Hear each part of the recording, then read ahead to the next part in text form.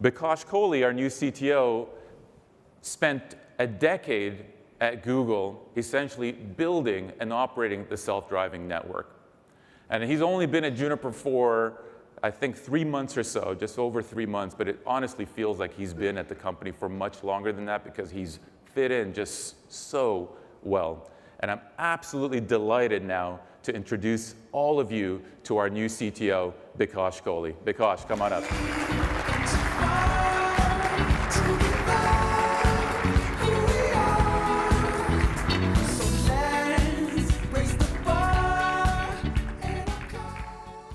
Thank you, Rami, for the very kind words, and welcome you all. I'm really thrilled to be the next to really welcome you to NXTWORK 2017. Hopefully, you're having a good morning so far. As you know, at Juniper, we're really taking an aim at complexity. And Rami has laid out some of the very key principles that we're going after. So in the next 30 minutes or so, I really want to build upon that principle and explain to you what we're actually doing to make network simple.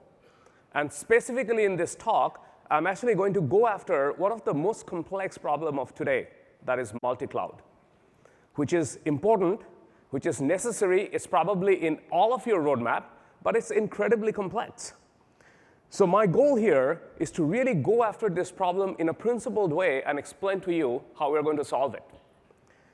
You know, as Rami said, I actually spent a decade at Google before coming to Juniper in not only developing and building some of the very important technologies of the last decade, but actually deploying them and running them and owning the infrastructure that actually every single Google applications and Google Cloud relied on day in and day out. Talk about mission-critical applications and mission-critical infrastructure. And in doing so, I actually have learned some very key principles over the last 10 years, right? And I have to say that I actually bring some fairly unique perspective to network in general, but to multi-cloud specifically. When you develop a technology, but when you also are ultimately responsible for the technology being up and running, as most of you are, you actually start thinking of the problem in a very different way. It's not about feature, it's not about function, it's not about the coolest thing that you can develop. Well, I'm an engineer, like that, all of that excites me. It really excites me, but end of the day, it is about whether my infrastructure is up and running and doing what it's supposed to do, right? So if I have to really summarize, what are those things that I've learned over my 10 years of really building a really large hyperscale infrastructure? The first one, future belongs to the fast. What do I mean by that? Every one of you, of course myself included, we are witnessing old technologies or products or business models are being disrupted every single day. How many new fundamental technology changes we have seen in networking over the last 5 years? I mean, let's start with software-defined networking. I actually worked on that even before it was called software-defined networking. Network function virtualization, white box, DevOps, multi-cloud, it goes on and on and on. And I'm willing to bet, I've been in this industry for several decades now. I'm willing to bet that you have seen more changes in the last 5 years than you have in the 10 years before or more in the 10 years before that. It's exponential. And if you don't stay with this change, or if you don't stay ahead of the curve of this constant change, you're going to be left behind, or your industry, or your product, or your business model is going to be disrupted by somebody. So what stops us from being fast? We all want to be fast. We all want to be the market leader. We all want to see the future before others do. What stops us from being fast? This is another thing that I've given a lot of thought, and what it really comes down to is complexity. Why is complexity an anchor? Complexity is an anchor because ultimately, being fast is not enough. You got to be fast, but you also have to be reliable. You also have to be economical. You also have to run your business. And if you have to take all of this complexity with you when you're trying to move fast, you always run into the problem of, OK, I've left reliability behind, or I've left economics behind, or I have left all my users behind. That's the worst case scenario, by the way, right? And so when you do that, being fast itself is not very good, right? So complexity holds you back. You want to be fast, but you can't. Now, if that's the case, then how do we go about solving it, right? And one of the questions that I always get asked is that, look, you actually have run one of the most complex infrastructure in the world. Why is this hard? They have solved it. Well, let me share some secret with you. Hyperscalers, Google included, but everybody else in this space who are hyperscalers, they actually had some advantages. They did not have a whole lot of legacy. They, in most cases, started with greenfield. They could design their infrastructure so it's more or less homogeneous. And they, even though they run lots of applications on them, when you peel them out, you'll actually find that underneath the application stack, there is an enormous amount of homogeneity. And of course, they had an army of software engineers. So when you combine all of that, they actually build an infrastructure that is amazingly scaled out, that is probably most automated on the planet that you can think of, but it is not complex in the same way that an enterprise infrastructure is. Because they didn't have to deal with the legacies that have been around probably for 10 plus years, not because anybody loves legacy, but because you must support it, because your applications rely on them. They did not have to deal with this, hundreds of thousands of applications that you deal with every single day, again, not because you love them, but because your business rely on them. You can't throw them out tomorrow and say, look, from now on, everything is on cloud and life is good. You wish that was the case, but that's not reality, right? That is not what you deal with every single day. You have to deal with users that are all over the world with connectivity that are very, very diverse. They're not all connecting through this beautiful IP MPLS network. Some are connecting on SD-WAN, some are connecting on VPLS. You have all this technology that you manage because you must, not because you love them. Enterprise is way more complex as an environment than any of the hyperscalers are. So all these are fact of life, right? There is no getting around the fact that we want to be simple, but complexity holds us back, and we have to deal with this infrastructure that is complex by nature, because that's the problem that we're solving. How do you go about solving it? Two words that you heard Rami say, two words that I'm here at Juniper for, is engineering and simplicity. Simplicity cannot be an afterthought. It is way too often that people say, look, I have built all this complex thing, and now I'm going to build this magical software on top, and life will be simple. I have never seen it work. Simplicity is not an afterthought. Simplicity is something that you engineer from day one. And you engineer in every layer of your infrastructure with the goal of making it simple when you're running it. Simplicity cannot be an afterthought. It has to be designed. And it's not easy. It's actually very hard to design something that is simple. When you go and use Google Map, it's simple to you, but if you look at the layers of complexity that are underneath, that are just hidden away or abstracted away from you. It is not simple. It's the abstraction that has been built in layers. And so, you have heard Rami say simplicity is not easy. Clearly, I pointed out how it's really not, something where you can wish away complexity. It is not easy. Simplicity is also not rigid, where you never have to trade your flexibility for simplicity. That's the wrong choice. You shouldn't have to choose something that boxes you in one solution or one vendor or one application because that's the price that you pay for simplicity. That cannot be the case. That's not simple. It cannot be limited. It cannot be that, I have this little thing that is very simple to manage, but I have this many other things that are very, very complex. Look, I have this amazing console in public cloud that makes all of these things so simple with management and visibility and all of that, but I'm left with my OpenStack deployment in my data center. That's incredibly complex. Well, you really haven't solved any problem at that point, right? But let me focus on the most important part of what simplicity is not. It is not abstract. It is not just a concept. It is not just an idea that somehow on top of all this complexity, I'm just going to build an abstraction and life will be simple. I'm certainly have been in conferences like this one. You have heard speakers like me talk about simplicity. And you have seen, nice PowerPoint presentations, kind of like this one, with nice cloud icons, kind of like this one, with nice lines drawn. And they say, look, your life is simple now. It's all in cloud. And you go back to work next day, and you're dealing with the 25 dashboards and all these protocols and all these things that are broken all over your infrastructure. Life is exactly as it was the day before. It's not a PowerPoint slide. I'm an engineer, and I have spent my life solving hard problems. That's why I'm here. Simplicity is the hardest problem to solve, and we're actually solving it. It's not a PowerPoint slide. So we're actually going to go and show you how we're solving it principally, how it's not an abstract idea, how we're taking aim at the layers of complexity, and we're trying to solve them. So the whole promise of cloud has always been simplicity, right? And if you really look at, break it down into what cloud really offers, I mean, there are various views as to what cloud really is to people, but to me, it has always been 4 things. Fungibility, you get the infrastructure when you need it, and as much as you need it, and then you pay only for what you need. It's fungible. It's reliable. It's there when you need it, whether it's a file system or email or map when you're driving. It's there when you need it. Secure, when you're connecting to this infrastructure, you actually don't have to trade off your security because it's actually all over the place. It's secure. And ubiquity, you get it where you need it, whether it's here or whether you're flying through an airport or whether you're in a different country. You get access to the same infrastructure with the same reliability, same security, and same fungibility. That's actually the beauty of cloud. Now, the interesting part is, these 4 qualities are the qualities of any great infrastructure that you see around you. As Rami said, best infrastructure are invisible. They're invisible because they follow these 4 principles. Think of running water or think of electricity. You can apply all these attributes to them.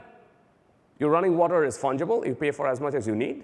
They're reliable. They're there till you have drought like we have in California, and then you realize they're not there. They're there when you need them. They're secure. You can safely drink your tap water because they're secure, and they're ubiquitous. You get water wherever you go. That's what a good infrastructure should be. That's what a promise of cloud is. Now, here's the good news and here's the bad news. If you go with one public cloud, you can hope to get kind of like that infrastructure. But that's not real life. The real life is you actually have infrastructure that you have built over a decade.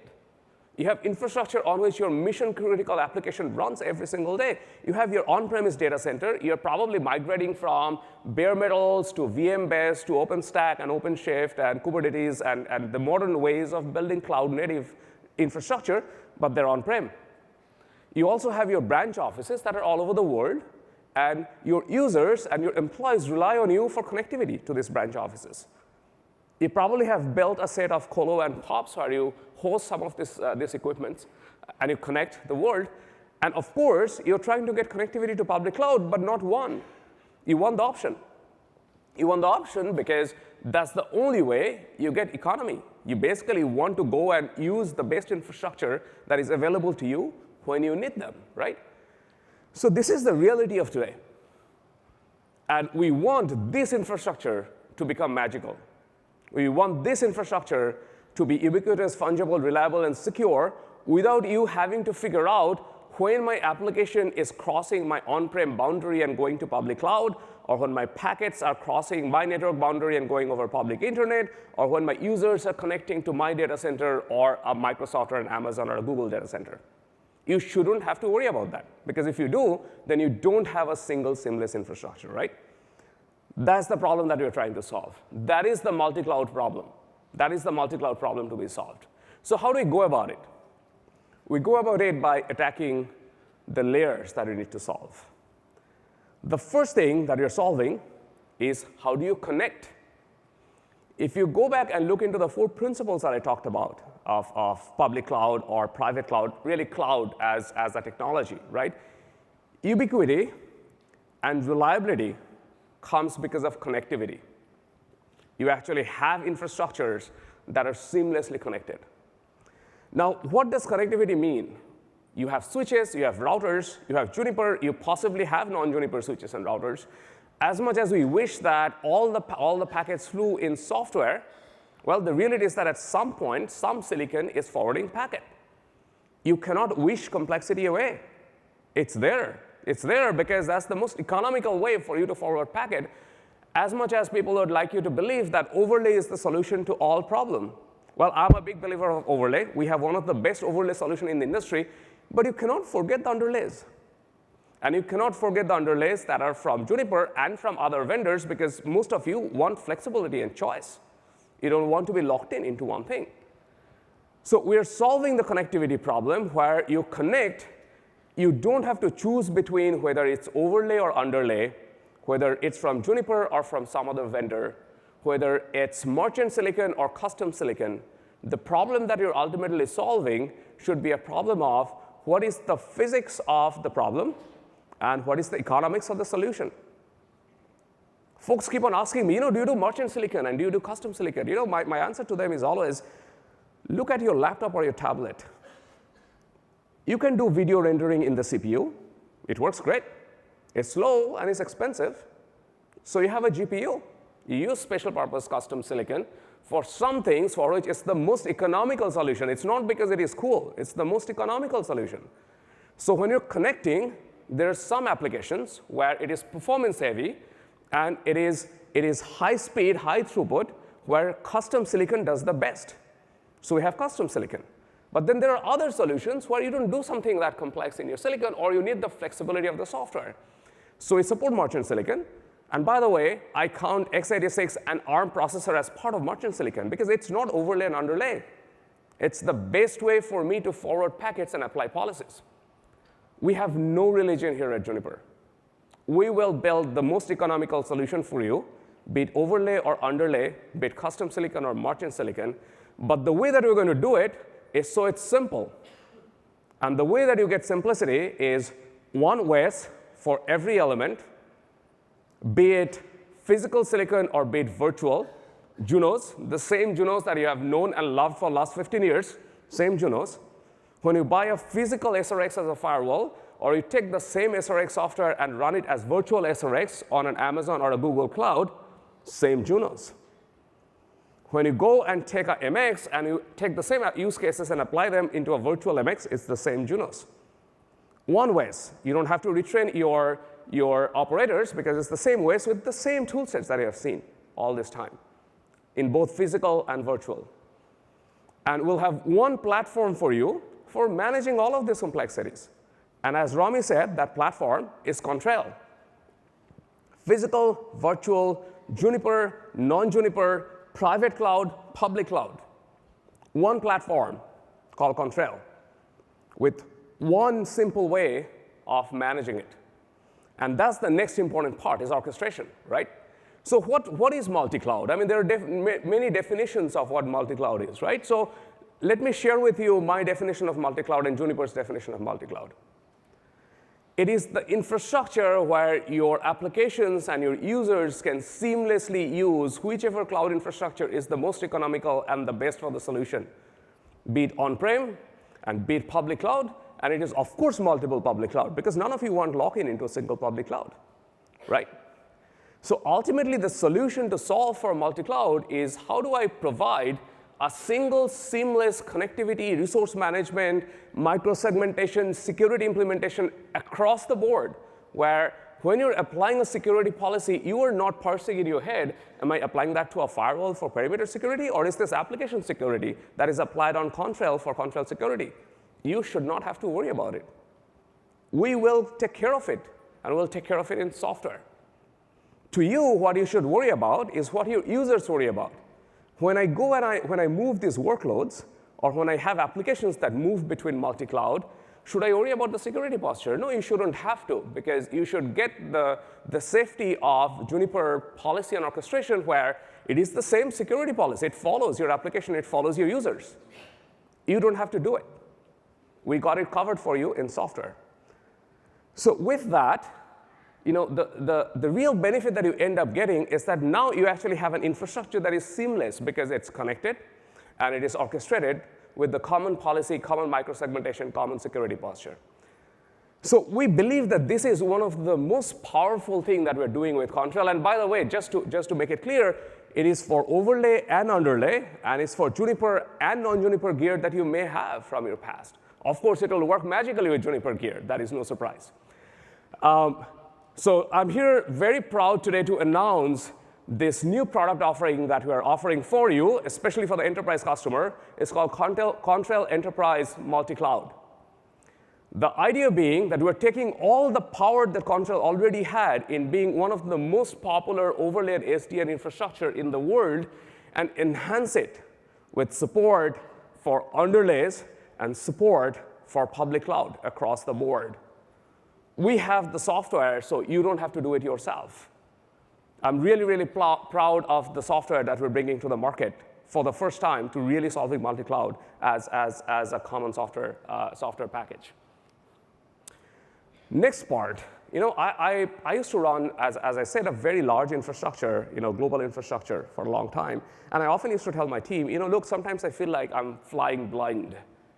I'm sure many of you feel that. You come to work someday and something is broken, and you're shuffling through 25 dashboards that you have open, and you're trying to do a visual version of event correlation, because sometimes that's the best tool that you have, right? You're looking through, I'm sure this sounds familiar. This used to be my life. You're looking through 5 tabs in one browser and 25 tabs someplace else, and then you, of course, have the public cloud tabs, right? And your visual correlation is how many of those dashboards are blooming red because something is going wrong. Look, I say something oftentimes to my team. People talk about big data. Data is not meaningful. Information is. If you cannot take data and turn that into information, it is useless because you'll drown in sea of data, right?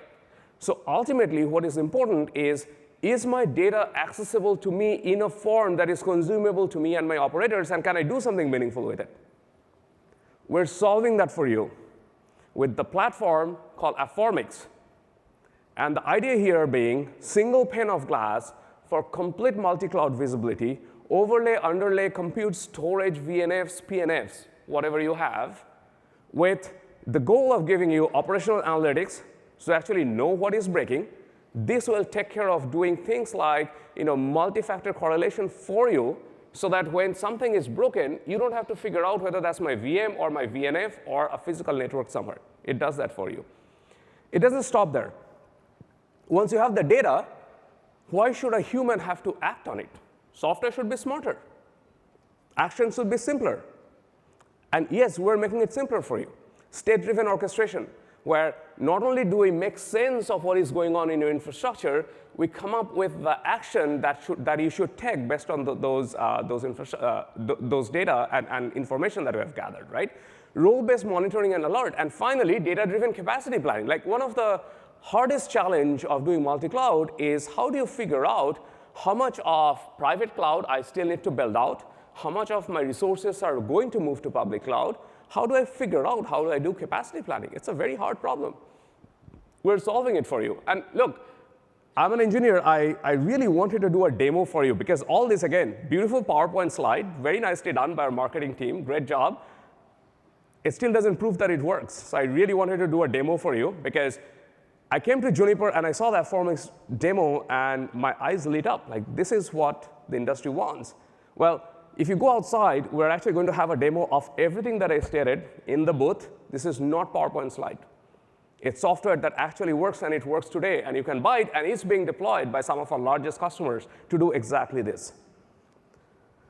So, OK, you have connect. You have orchestrated. You see the infrastructure that you have. Now you have to secure it. And the challenge of security is that, again, we are seeing a complete disruption of the old paradigm of security. It's not about securing your perimeters, because your perimeters are not defined anymore. If you have applications that used to be in your on-prem data center and you had a very strong security posture, and now you have moved it to public cloud, and you keep on hearing about not only containers, but serverless, right, where your applications have moved across public cloud in various different ways. How do you take the security posture that we are so used to and your users are comfortable with, and you apply them to the new model? So what we're doing here is, you have heard of software-defined secure network. We're leveraging the strength that we have in our most performant firewalls, both physical and virtual, and the strength that we have in Contrail overlay with Contrail security, and adding visibility and machine learning-driven analytics to that with advanced threat protection, and giving you an infrastructure that is secure end-to-end. It's not a choice that you have to make. Common policy, common security posture, common microsegmentation, common ways of connecting applications and users across the infrastructure. It's secure. So all that sounds great, right? And where are we in making all of this real? Well, all of this is real. Here's an actual example of that. eBay Classified, right? So they actually had a very large legacy IT infrastructure that they had to keep on operating. But they're also trying to move very fast to offer a new set of services globally. And what they really wanted to is, they're looking for the simple button. I need overlay, I need underlay, I want all the greatness that SDN brings. I want my applications to be cloud native if I can make them, but I want them to do in a simplified way. So guess who they went to? They chose the most deployed OpenStack overlay, Contrail, and they went with Juniper switches. And by the way, we're also supporting the legacy hardware that they have. And they turned all of this new infrastructure, including services, up in less than 6 months. So we're really proud to be part of this story. And what I'm really hoping is that throughout the day, I'm going to hear from you on either you have done some similar experiments or you're thinking of solving some problems. Please come up and let us know how we can solve, because we're solving the similar problems for all of our users. And that's the goal of all this software that we're building, right? Look, I actually do think that we are really part of something very exciting. I bet my career on this journey, and I really strongly believe in the hardest problem to be solved for networking and for infrastructure going forward. And Juniper is the company to bet on. I know many of you have bet your infrastructure on us, and I'm here to actually tell you that we have made the right bet. In the data center space, Juniper has had an amazing growth. It is the fastest new logo growth in this space. It is the largest cloud franchise. As I said, hyperscalers have the advantage of going and rethinking their infrastructure. Every time they did that, they went with Juniper. It's the largest cloud franchise that is envy of most of our competitors and peers in the marketplace. And it is by far the largest deployed multi-cloud controller when it comes to OpenStack. Like, we already have these building blocks that are running mission-critical applications and infrastructure around the world. We are adding engineering simplicity on top of that. That is what your multi-cloud future looks like. And we're here to make it real for you. And today and tomorrow, you're going to see how we're solving each piece of this problem. And then we have wonderful demos outside in the booth. If you want more details, stop by and see them in action. We are here to solve multi-cloud with engineering simplicity. And it's a really exciting journey. But wait, we're not done yet. Did I mention Juniper believes in open? Juniper believes in open. We always have. All the Juniper APIs have been open. All the Juniper configurations have been open. And Contrail has been open sourced since 2013. It has always been open. We're taking it one step further. We're taking the open Contrail code, and we're moving it to the Linux Foundation networking projects. And the idea being, it is not just about Juniper solving hard problems. We want the community to participate and guide us and drive us to solving this hard problem together. So being part of Linux Foundation and being community-driven, we are opening up this wonderful opportunity for us, but also for you, to come and drive and participate and lead and build the best multi-cloud future that we can all build together. So it's a really exciting journey. I'm really excited to be part of it, and I hope you're excited about where we're going with this story. Thank you very much for your time.